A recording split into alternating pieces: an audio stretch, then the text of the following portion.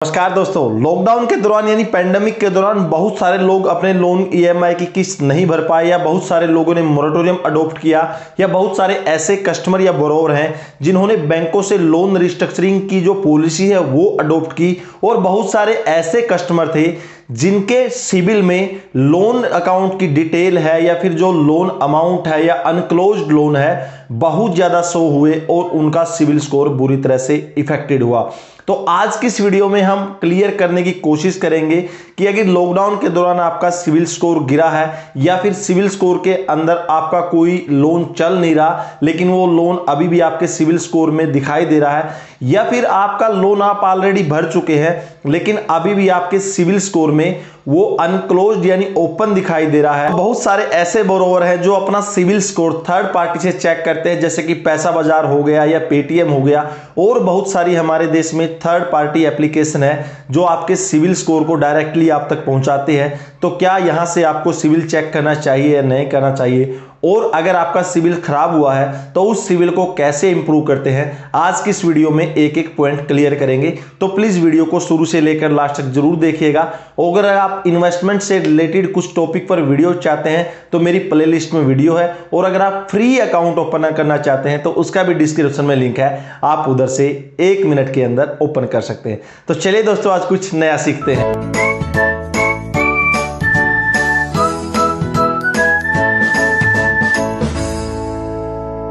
Lockdown के दौरान बहुत सारे लोग ईएमआई पे नहीं करने के कारण या मोरेटोरियम अडॉप्ट करने के कारण, और बहुत सारे लोग जो बैंकों ने लोन रिस्ट्रक्चर की पॉलिसियां निकाली थी वो अडॉप्ट नहीं कर पाने के कारण बहुत सारे लोन डिफॉल्ट हुए और बहुत सारे ऐसे बोरोवर हैं जिनके सिबिल स्कोर यानी क्रेडिट स्कोर में बहुत सारी रॉन्ग इंफॉर्मेशन, रॉन्ग एंट्री यानी रेड एंट्री होगी और उनका सिबिल स्कोर बुरी तरह से इंपैक्ट हुआ। यहाँ पर बहुत सारे ऐसे बोरोवर हैं जो अपना सिबिल स्कोर चेक करने के लिए जो सिबिल की ऑफिशियल वेबसाइट है www.sibil.com उस पर न जाकर थर्ड पार्टी जितनी भी सिबिल चेक करने वाली वेबसाइट है उनके ऊपर अपना सिबिल चेक करते हैं, जैसे कि पेटीएम हो गया, पैसा बाजार हो गया, उसके बाद बैंक बाजार हो गया, और भी बहुत सारी हमारे देश में ऐसी थर्ड पार्टी एप्लीकेशन है जो आपका सिबिल स्कोर आप तक पहुंचाती है। लेकिन आपको पता होना चाहिए कि जितनी भी थर्ड पार्टी एप्लीकेशन है ये आपका सिबिल स्कोर है जो करंट का शो नहीं करती। आपका सिबिल स्कोर लगभग 6 महीने पुराना जो सिबिल है आपका शो करती है, यानी अगर आपका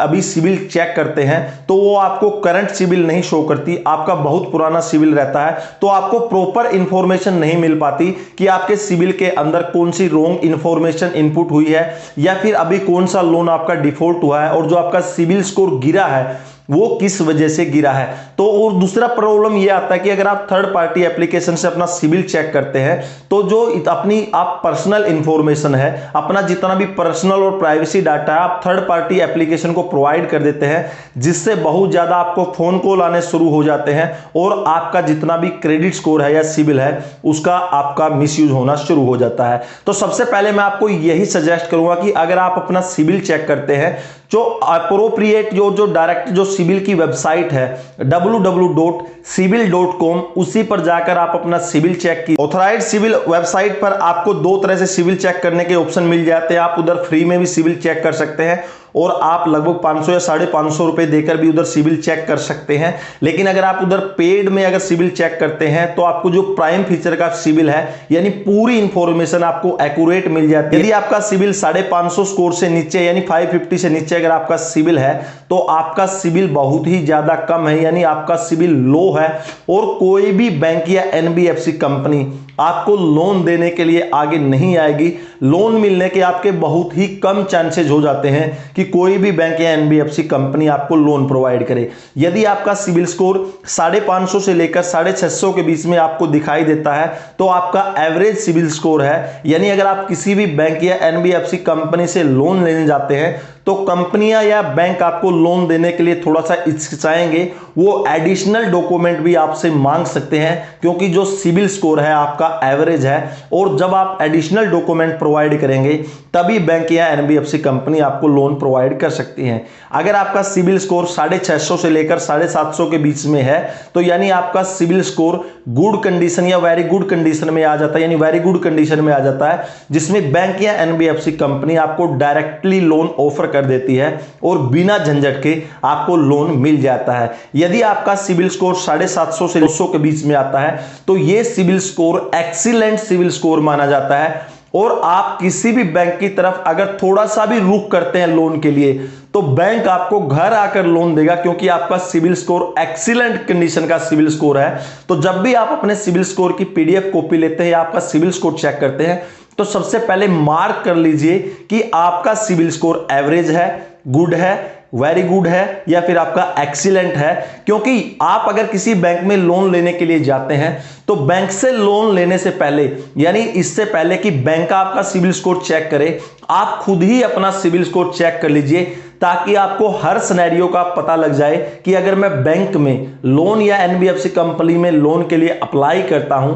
तो बैंक या एनबीएफसी कंपनी मेरे लोन को लेकर क्या रिस्पॉन्स देगी। लॉकडाउन के दौरान बहुत सारे जितने भी बोरोवर हैं उनको एक जो मेन बहुत बड़ी प्रॉब्लम है फेस करनी पड़ रही है। लगभग बहुत सारे ऐसे लोगों के कमेंट आ रहे थे जब भी वो अपना सिविल रिपोर्ट चेक कर रहे हैं तो उन सिविल रिपोर्ट के अंदर कुछ ऐसे लोन है जो उन लोगों ने लिया ही नहीं है, लेकिन वो बैंक के जो लोन है उनको अपने सिविल रिपोर्ट में रिफ्लेक्ट करते हुए दिखाई दे रहे हैं। यानी आपने कोई ऐसा लोन है जो आपने किसी बैंक से लिया ही नहीं, वो लोन भी आपके सिविल के अंदर इधर एंट्री है, वो शो कर रहा है कि आपने ये लोन ले रखा है और आपने इतना जो लोन है पेड नहीं किया और इस वजह से आपका सिविल स्कोर बहुत ज्यादा इंपैक्ट हुआ है। दूसरी प्रॉब्लम लोगों के लिए आ रही है कि बहुत सारे लोगों ने लोन तो सभी पेड कर दिए, मतलब ऐसे लोन थे जो उन्होंने ऑलरेडी पेड कर दिए, लेकिन सिविल के अंदर अभी भी जो लोन है ओपन अकाउंट शो कर रहा है, यानी वो लोन अभी तक पेड नहीं हुआ है और इस वजह से भी उनकी सिविल में बहुत सारी प्रॉब्लम आ रही है। जो ऑलरेडी लोन पेड कर दिया लेकिन अभी भी उसमें शो कर रहा है कि नहीं आपने अभी तक ये लोन पेड नहीं किया है और इस वजह से सिविल इंपैक्ट हुआ है। बहुत सारे लोगों को ये प्रॉब्लम आ रही है कि आपने एक लोन लिया था और उसका जो वन टाइम सेटलमेंट है वो किया हुआ, यानी वन टाइम सेटलमेंट की एंट्री भी सिविल स्कोर के अंदर एंट्री हो रखी है, जबकि आपने किसी तरह का सेटलमेंट किया ही नहीं है। और उसके बाद आ रही है कि जो क्रेडिट कार्ड है उसका ओवरड्यू है, यानी आपने क्रेडिट कार्ड की पेमेंट तो पूरी कर दी लेकिन अभी भी सिविल के अंदर शो कर रहा है कि आपने ये क्रेडिट कार्ड की पेमेंट नहीं की। और आपको पता कि अगर क्रेडिट कार्ड की पेमेंट नहीं करते हैं तो सिविल स्कोर के ऊपर बहुत ज्यादा इंपैक्ट होता है। उसके बाद कुछ लोगों के अकाउंट में यह शो हो रहा है कि आपने ये बैंक से लोन ले रखा था और आपने ये लोन जो है राइट ऑफ करवाया है, यानी कि आपने किसी बैंक से लोन लिया और जब आपने लोन नहीं भरा लोन एनपीए में भी चला गया और उसके बाद बैंक ने सोच लिया कि ये तो अभी पैसा देने वाला ही नहीं है और बैंक ने उसको राइट ऑफ कर दिया। वो एंट्रियां भी अभी सिविल स्कोर के अंदर डायरेक्टली शो हो रही है, यानी कि आपने जो लोन नहीं लिए हैं क्रेडिट कार्ड की पेमेंट आपने कभी क्रेडिट कार्ड उसको यूज किया है नहीं,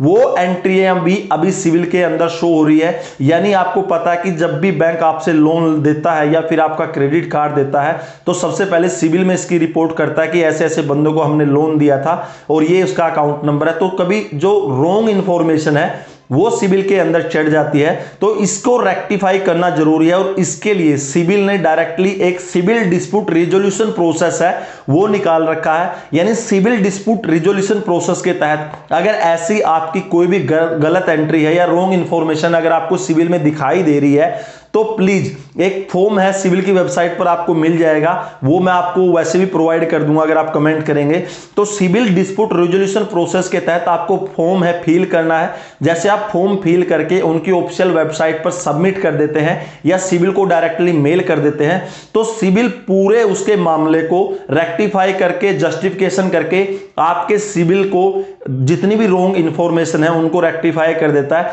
तो सबसे पहले यदि आप अपने सिविल की इंफॉर्मेशन निकालते हैं तो सबसे पहले यह चेक कीजिए कि सिविल के अंदर कोई भी रॉन्ग इंफॉर्मेशन है एंट्री तो नहीं हुई। इसके बाद दोस्तों हम मेन पॉइंट पर बात करते हैं कि हम अपने जो सिविल स्कोर हैं उसको कैसे सुधार सकते हैं। सबसे बड़ी कंडीशन है कि यदि आप कहीं से लोन लेते हैं तो आप एक जगह से ज्यादा कई जगह पर यानी बार बार लोन अप्लाई मत कीजिए, क्योंकि अगर आप एक सी जगह यानी बार बार अगर एक ही लोन के लिए आप कई बैंकों में अप्लाई करते हैं तो बैंक क्या करता है उस लोन से रिलेटेड आपके सिविल को रिपोर्ट करता है कि भाई जो ये पर्सन या बोरोवर हमसे लोन ले रहा है इसका सिविल रिपोर्ट बताइए। तो जब बहुत सारी इंक्वायरियां सिविल के पास जाएगी तो सिविल डायरेक्टली देख लेता है कि बंदे को विश्वास ही नहीं है कि इसको लोन मिलेगा या नहीं मिलेगा, यानी ये इतनी जगह लोन अप्लाई कर रहा है। तो जब आप बार बार लोन अप्लाई करते हैं तो आपका सिविल स्कोर भी इंपैक्ट होता है, आपका सिविल स्कोर नीचे गिरता है। अगर आपने कोई भी, आप मान के चलिए लोन लेते हैं, तो हमेशा ध्यान रखिएगा कि जो आपकी लोन अमाउंट की जो ईएमआई है उसको कभी भी जितनी आपकी सैलरी है उसका 50% से ज्यादा न रखें। यानी अगर आपका कोई भी लोन है, अगर आपकी 40,000 रुपये सैलरी है तो जो आपकी ईएमआई है वो 20,000 से ज्यादा मत रखिए, क्योंकि इसका भी बैड इंपैक्ट है, सिविल स्कोर के ऊपर बढ़ता है। और बाकी ये चीज तो आपको पता ही है कि जितने भी आपके लोन है उनको टाइमली रीपेमेंट करते रहिएगा, नहीं तो सिविल का बहुत ज्यादा इंपैक्ट होता है। और दूसरी सबसे बड़ी बात है दोस्तों, अगर आपकी कोई ईएमआई ड्यू है और 5 तारीख की अगर ईएमआई ड्यू है तो आप एक दिन पहले ही अपनी ईएमआई को पेमेंट कर दीजिए, क्योंकि जो सेम डे, अगर आप, बहुत सारे लोगों को प्रॉब्लम आती है कि अगर वो सेम डे ईएमआई की पेमेंट करते हैं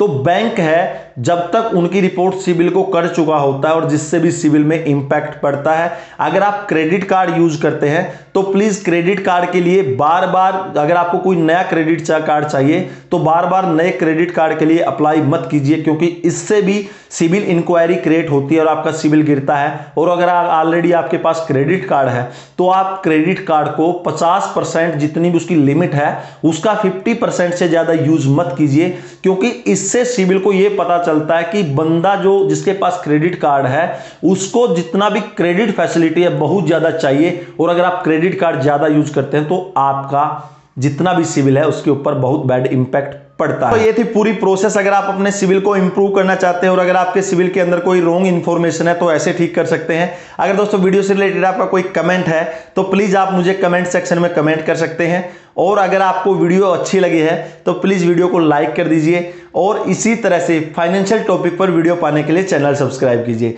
तो दोस्तों अगले वीडियो के लिए तब तक जय हिंद, वंदे मातरम।